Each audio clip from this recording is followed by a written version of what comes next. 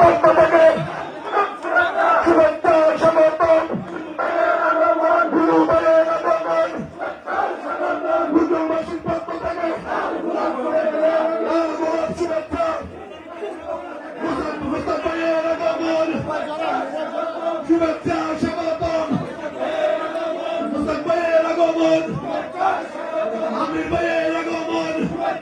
আমার দেশে জনশক্তি আছে, আপনাদের বাজারটি শ্রম বাজারটি যদি আমার জন্য খুলে দেন, আমার দেশের মানুষ এখানে এসে চাকরি করবে, আপনাদের উন্নয়নের সহযোগিতা হবে, আপনাদেরও ডেভেলপমেন্ট হবে, আমার দেশেরও সুবিধা হবে। এরপর সৌদি আরব সহ সমস্ত দেশ মধ্যপ্রাচ্যের বাংলাদেশের জন্য এই বাজারটি খুলে দেন। 1978 সালের প্রথম দিকে উনি এসেই এই ম্যান পাওয়ার মিনিস্ট্রি করেন, এসএমআরই সাহেব সেটার মন্ত্রী ছিলেন। এই যে একটি যুগান্তকারী সিদ্ধান্ত, এটি শহীদ প্রেসিডেন্ট জিয়া রহমান। আরেকটি যুগান্তকারী সিদ্ধান্ত 1980 সালে উনি বাংলাদেশে গার্মেন্ট শিল্প করার 550 গার্মেন্ট শিল্প করার অনুমোদন দিলেন। এখানে বাংলাদেশের অন্যতম গার্মেন্ট শিল্প ব্যবসায়ী জনাব জাকির তায়ের সুমন বসে আছে। এদেশের ব্যবসায়ীরা $1 80 সালের আগে বাংলাদেশ থেকে $1 গার্মেন্টস এক্সপোর্ট হতো। এদেশের ব্যবসায়ীরা জানতো না কাকে বলে গার্মেন্ট শিল্প, কাকে বলে ব্যাক টু ব্যাক এলসি, কাকে বলে বন্ডেড ওয়্যার হাউস, কাকে বলে বিশেষ অর্থনৈতিক জোন। এটা করেছেন শহীদ প্রেসিডেন্ট জিয়া রহমান। সেই কারণে আজকে বাংলাদেশের পর বেগম খালেদা জিয়া এটাকে আরো অনেক দূরে এগিয়ে নিয়ে গেছেন। এই কারণে দুটি সেক্টর আছে, গার্মেন্টস এবং ফরেন রেমিটেন্স, এই দুটি বাংলাদেশের অর্থনীতি, বাংলাদেশের মানুষকে বাঁচিয়ে রেখেছেন। এই দুটির জন্মদাতা হচ্ছেন শহীদ প্রেসিডেন্ট জিয়া রহমান। সেই কারণে তাকে বলা হয় আধুনিক বাংলাদেশের স্থপতি।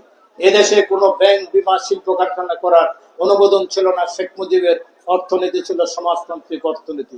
তার সেদিন ক্যাপাসিটি তাই ছিল, মানুষের 2 কোটি টাকার উপর টাকা রাখার অধিকার ছিল না। জিয়া রহমান এদেশে মুক্তবাজার অর্থনীতি, পুঁজিবাজার অর্থনীতি সৃষ্টি করে ব্যাংক, বিমা, শিল্প কারখানা করার অনুমোদন দিয়েছে। আজকে বাংলাদেশ যেখানে এসে দাঁড়িয়েছে, এর সমস্ত কৃতিত্ব শহীদ প্রেসিডেন্ট জিয়া রহমানের। বেগম খালেদা জিয়া আগামী দিনে এই সফলতাকে আমাদের নিয়ে যাবেন তারেক রহমান। এটাই হলো আমাদের আজকে অনুপ্রেরণা। কারণ বিএনপি কখনো এই দেশের মানুষের সাথে, এই দেশের রাষ্ট্রের সাথে বেইমানি করে না। আপনারা দেখেছেন শহীদ প্রেসিডেন্ট জিয়া রহমানের জানাজা, উনিও সেনাবাহিনীর একটি বিপদগামী সেনাবাহিনীর দ্বারা উনি শাহাদাত বরণ করেছেন। ওনার লাশ যখন ঢাকা শহরে আসলো, সমগ্র ঢাকা শহর একটি জানাজার শহরে পরিণত হয়েছিল।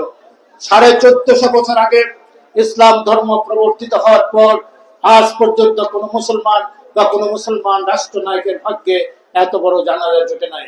এই জানাজার মধ্য দিয়ে প্রমাণিত হয়েছে শহীদ প্রেসিডেন্ট জিয়া রহমান একজন খাঁটি মুমিন মুসলমান ছিলেন, একটি খাঁটি দেশপ্রেমিক ছিলেন। আরেকটি জানাজাও আমরা দেখেছি, শেখ হাসিনা দুঃখ করে কৃষক লীগের সমাবেশে বলেছেন, ভোরবেলা পর্যন্ত আপনারা স্লোগান দিয়েছে, বঙ্গবন্ধু যেখানে আমরা আছি সেখানে। আমার বাবার লাশ 32 নম্বরের সিঁড়িতে পড়ে রইল, আপনারা কেউ উকি দিয়েও দেখলেন না। আমার বাবার লাশ সেখান থেকে টঙ্গিপাড়া নিয়ে গেল গোপালগঞ্জে। 5 জন মানুষ জানাজা করেছেন, বাংলা সাবান দিয়ে তাকে গোসল করানো হয়েছে। আমার বাবা যে রিলিফের কাপড় বিলি করতেন, সে রিলিফের কাপড় দিয়ে আমার বাবার দাফন হয়েছে। ঢাকা শহরে সেদিন কোনো মিষ্টি দোকান খালি ছিল না। আমরা কোন আওয়ামী লীগকে দেখি নাই যে একটিবার শেখ মুজিবের নামে কেউ একটু কথা বলেছেন।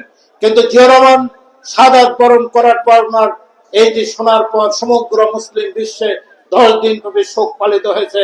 বাংলাদেশে 40 দিন ব্যাপী শোক পালিত হয়েছে।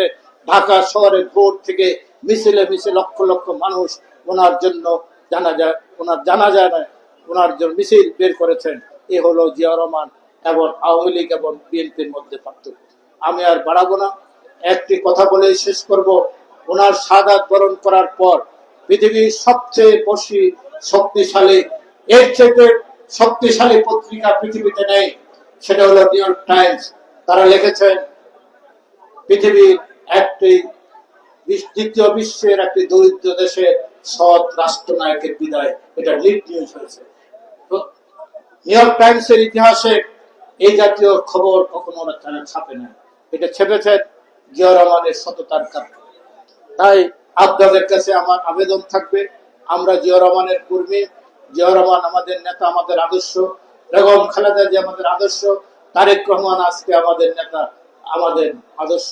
এটাকে ধারণ করে এই বুড়িচং এবং এই ব্রাহ্মণপাড়ার দুজন নেতা এখানে আছেন, তাদেরকে বলবো যেন কোনো হাইব্রিড এখানে না আসতে পারে।